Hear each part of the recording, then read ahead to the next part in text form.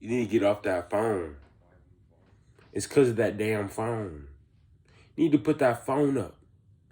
These are things that we've probably heard from our parents, at least once whilst growing up with, these smartphones that we have today. And we would probably just be like, man, come on, leave me alone.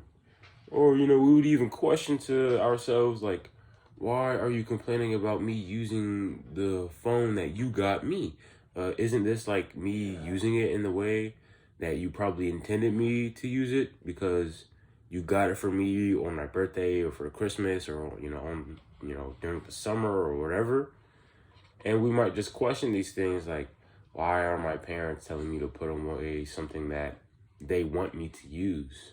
And I'm using it, so it's like, what's the problem? Like, I remember having these thoughts and whatnot, but what parents would do would they would observe your actions, your habitual daily actions on, your smart device and see that you're not exactly using it. You're just kind of on it. You're just consuming content. If anything, it's using you. And so, it's just like they're really just trying to watch out for, what you're doing, right? Because, they might notice that, hey, you're missing assignments or that you're getting late to somewhere or that you're not entirely focused on, the world around you, things like that, because you're so focused on your iPhone or whatever. And you probably might notice that your parents might take up the same behavior as well. Your parents can be just as addicted to the smartphone as you are, right? Maybe possibly less so, but they still are. They still have their own problems. Like, I mean, just think of like however many times you might have seen your father or your mother sitting on the couch scrolling through Facebook or something like that, whilst they had to go run some errands or they had to probably work on something around the house, and they were just kind of like waving it off a little bit by wasting time on Facebook. So we're all victim to this type of pull that these modern devices have on us. And it's kind of a manufactured thing. They make the devices to kind of have like these psychological implements that make us want to keep on it more and more, which kind of just is going to play around with our dopamine and like pleasure sensors in our brain. And it's just like, okay, this is cool, this is interesting, this is going to be more intriguing than what I'm supposed to be doing. And your parents kind of notice that pull on you. Like, they might not notice it on themselves, but they'll notice it on their children because they see that their child, is sitting on the couch or sitting on the bed and you're scrolling, or maybe you're even playing video games, whatever, and you're not doing anything that seems productive. You're not trying to help around the house. You're not doing any homework. You're not cleaning your room or, whatever the case may be. And, you're just kind of sitting there wasting away, wasting your time, not really doing anything of use. And you're using your smart device in a way to where you're not actually using its full capabilities. Just think about the amount of time we spend on our iPhones with entertainment, right? So that means social media, that means YouTube, that means streaming services like Netflix, Hulu, HBO Max, whatever the case may be. Pick your poison, I guess. And just think about that compared to the actual productivity uses that we use on the phone, right? So the phone is capable of many things. You can contact people, right? You can text and call people from all around the world. You can film videos and take pictures, and pretty good quality too, with the the recent models. You can set up alarms. You can take notes of stuff. You can keep track of passwords and little marks here and there. There's so many things that we can do with the phone that we don't really use its full capabilities. We only use this small fraction of what the devices in our hands are able to do. And somehow we accumulate so much screen time, right? Just think about, how much time you might spend a day just on YouTube or on Instagram, right? Just go to your screen time. You can check that out in the settings. If you have an iPhone, I don't know how this works with an Android or a Samsung, but with an iPhone, you can go to your screen time and it can tell you the total amount of screen time you accumulate on a day per average, and it can tell you the amount of time you've accumulated so far today, and it can also tell you how much time you spent on each like app or whatever, right? And you're literally going to notice most likely entertainment, music is also included, that you spent, majority of your time. You spent 4 out of the 6 hours, or you spent 5 out of the 6 hours, or maybe you even spent all 6 of the hours on entertainment instead of something like, productivity. Now, I'm not saying that these entertainment apps can't be used as productivity. Maybe you're messaging people on Instagram, maybe you're uploading videos and responding to comments on YouTube, but at the same time, those processes do not take multiple hours out of the day.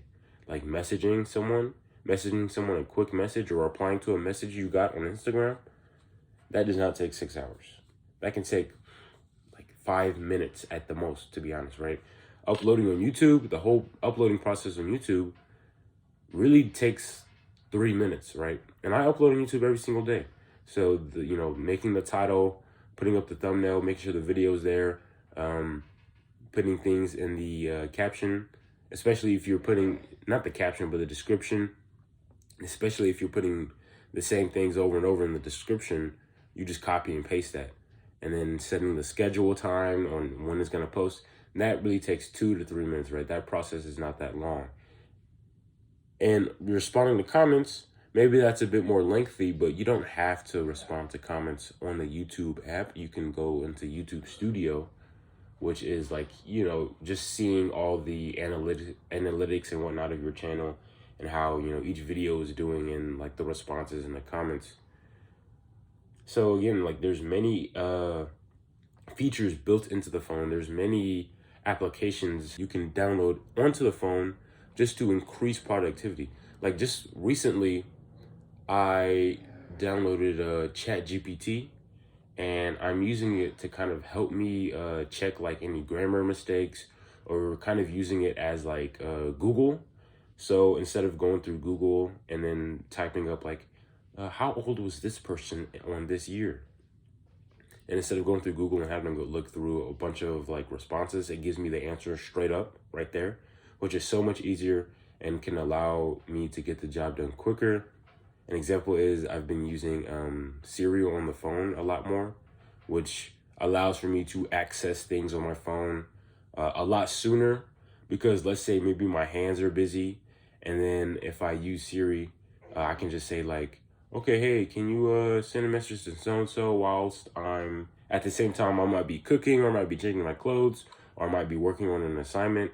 And that way I'm not having to split my attention that much when it comes to just doing different things.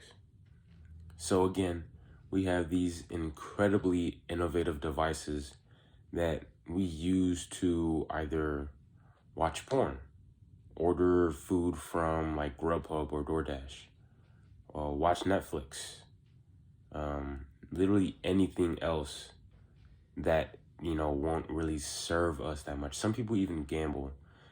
People will, look at useless Instagram posts that didn't add anything of value to their life, right? And then people cope with this by saying like, oh, I'm an artist, so I follow a lot of artists, so like, I like to look at inspiration. If you're not immediately doing stuff with the content that you're consuming that is supposed to be inspiring you, quote unquote, then it serves you no use. You should sit down, go to the movie theater, watch a good movie, or maybe go to an art gallery, go somewhere to where you're going to have more involvement with what you're doing to view that content, rather than just pulling it up on your phone real quick. That way it's going to be more meaningful to you, right? Like you go to the movies and you see Spider-Man and you want to draw more. That makes more sense than if you were to just look at, Instagram post about Spider-Man. Find ways to increase productivity with the devices we have, because if anything, they're a blessing, right? It's a blessing in disguise, but a curse on the outside, or at least that's how some of us view it. Because again, there's just so much we can use it for, right? And we just have to figure out what it is that we can use it for. We have access to unlimited knowledge with these things now. They can access the internet, bro. The internet has just about every piece of information on there nearly for free if you look hard enough. And we can access that information without having to, go to schooling, or having to sign up for some type of course, or having to consult somebody else about it, or even go to the library, right? You can get books on your phone. You can get books on your iPad. You can get books on your computer. And there's no reason why we shouldn't be using these devices in order to, actually elevate our lives, right? And you could even do things like setting limitations for certain apps or websites. So an example would be YouTube, right? I only allow myself 1 hour on YouTube. And once that time is up, I cannot use the app anymore, right? So I have to be actively using the app for the time to run out. And when I am actively using the app or even the website, it's like I'm unconsciously, knowing that I'm sacrificing my time right now, because what I use YouTube for is to make sure that I post every single day by the end of the day or by middle day. And if I use all that time before then it's going to be a lot harder to try and put up my post. So it's like I have to have a type of responsibility to myself to make sure I don't spend so much time on that app, right? Like if you're going to use the entertainment apps, then use them in a way that is very conservative in nature, to where you won't be spending so much time on it, or to where when you are using the app, you're actively looking for something. Like, on certain days where I'll tell myself I won't use YouTube at all. I mean, of course, if I'm going to be posting, but I won't use it at all unless I'm going to be actively looking for a piece of information on the app in video form. And you can do the same thing with Instagram. Like maybe you have to pull up someone's account. So once you go to YouTube, you immediately, not YouTube, but Instagram, you immediately go to the search bar, and then you search up, whoever it is you were trying to get in touch with, or whoever's profile you were trying to view. Close the app and that's it. Or maybe don't even have the app on your phone. Don't have the app on your phone. Just open up the website. Therefore, the interface, when you're interacting with the website, it's not as convenient and it's not as easy to use. So therefore, it's like, okay, I don't want to be on this, horrible version of something that can be, a lot easier to use. So just by kind of removing, in a way, the temptation by not having the YouTube app, or by not having the Instagram app, or whatever social media app on your phone, then that's fine. Now maybe you can have it on other devices. Like I have the YouTube app on my iPad. I have all my streaming device stuff on my TV, right? I don't watch Netflix, Hulu, HBO. I don't watch any of that stuff on my phone or on my iPad unless I'm like traveling and we're on a long road trip or a plane, and I might download those apps, and then I can download whatever movies and shows. But again, look at that. I just turned away for my device to be used by me.